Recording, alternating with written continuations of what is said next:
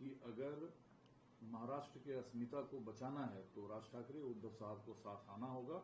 हालांकि राज ठाकरे का काम करने का तरीका अलग है, लेकिन हमें साथ लड़ना होगा। बिल्कुल, शुरुआत से ही हम यही कहते आ रहे हैं। जिस तरीके से जब एक मंच पे दोनों भाई आए थे, तो जो जनता में एक उत्साह था, जो जनता की अपेक्षाएं थी उनसे, ऐसा लग रहा था कि वो चाह रहे हैं कि दोनों भाई एक साथ मिलकर काम करें।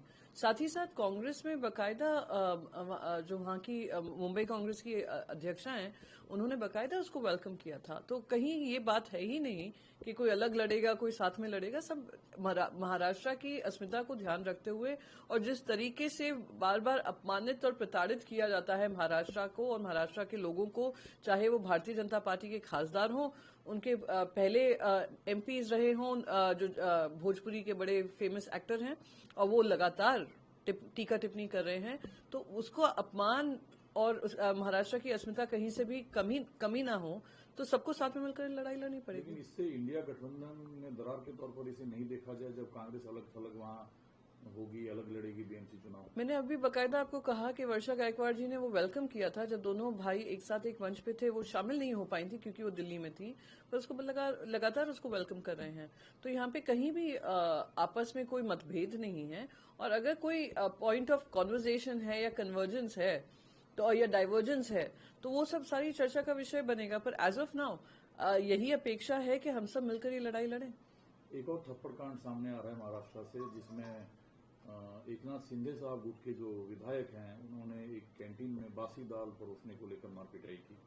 मार पिटाई तो की ही, पर उनकी जो पार्टी ने इसके बारे में कुछ ना संज्ञान लिया, ना इसके ऊपर कोई टिप्पणी दी है। तो अमित शाह सेना जो बनी हुई है, जो भारतीय जनता पार्टी के साथ सरकार में है, वो क्या कार्रवाई अपने एमएलए पर करेगी? और एमएलए पे कार्रवाई ना कर उनपे कोई एफआईआर ना दर्ज कर कैंटीन का लाइसेंस हटा देना दिखाता है कि उल्टा चोर कोतवाल को डांटे। और ये वही लगातार शाह सेना है, जहां पर एक जोक जो एक स्टैंड अप कॉमेडियन ने उनपे कर दिया था, उनके खिलाफ प्रिविलेज मोशन आ गया असेंबली में, उनके स्टूडियो पे तोड़फोड़ हो गई। वो स्टूडियो जो बहुत सारे और स्टैंड अप कॉमेडियंस लेते थे, उनके लिए रोजगार का माध्यम था, उस पर आपने ताला लगवा दिया। तो ये जिस तरीके से मारपीट की इनकी लड़ाई चल रही है, और आप एक संदेश दे रहे हो महाराष्ट्र में कि अगर एमएलए की बात नहीं सुनी जाएगी तो वो वायलेंट हो सकते हैं, वो मारपीट कर सकते हैं, वो आपको कुछ भी अब्यूजिव लैंग्वेज यूज कर सकते हैं, पर उनपे कोई कार्रवाई नहीं होगी। उल्टा कार्रवाई उनपे होगी जिनको थप्पड़ जड़ा जा रहा है। आज सुप्रीम कोर्ट में सुनवाई है। पहले आप लोगों ने महाराष्ट्र विधानसभा चुनाव को लेकर सवाल उठाया था, बिहार से कई पिटीशन दायर किए गए हैं मतदाता सूची में जो संशोधन है, जो सुधार है, उसको लेकर। मैं उम्मीद करती हूं कि सुप्रीम कोर्ट बकायदा ये संज्ञान लेगी किस तरीके से इलेक्शन कमीशन ऑफ इंडिया अपनी जिम्मेदारी निभाने में नाकामयाब रहा है। वो खुद बकायदा भारतीय जनता पार्टी के ऑर्डर पे चल रहा है। महाराष्ट्र में जो पीठ पीछे हुआ, जो पर्दे के पीछे हुआ, वो अब खुलेआम बिहार में दिख रहा है। चलिए, मैं मानती हूं कि कोई ये एक्सरसाइज होना चाहिए to weed out non voters, पर इलेक्शन से 5 महीने पहले ये होना चाहिए, जहां पर आप सिर्फ इतना उसको स्ट्रिक्ट कर दें कि 11 डॉक्यूमेंट्स कहते हैं, आधार आप सीधा दिखाएंगे तो ना वो सिटीजनशिप प्रूफ है, ना ही वो रेजिडेंस प्रूफ है, पर वही आधार से अगर आप डोमिसाइल सर्टिफिकेट बनाकर लाएंगे वो एक्सेप्टेबल है।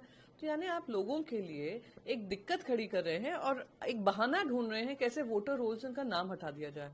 और 5 महीने पहले करना दिखाता है कि कहीं ना कहीं चोर की दाढ़ी में तिनका है। तो मैं उम्मीद करती हूं सुप्रीम कोर्ट इसका संज्ञान लेकर प्रजातंत्र के उसूलों को और संविधान ने जो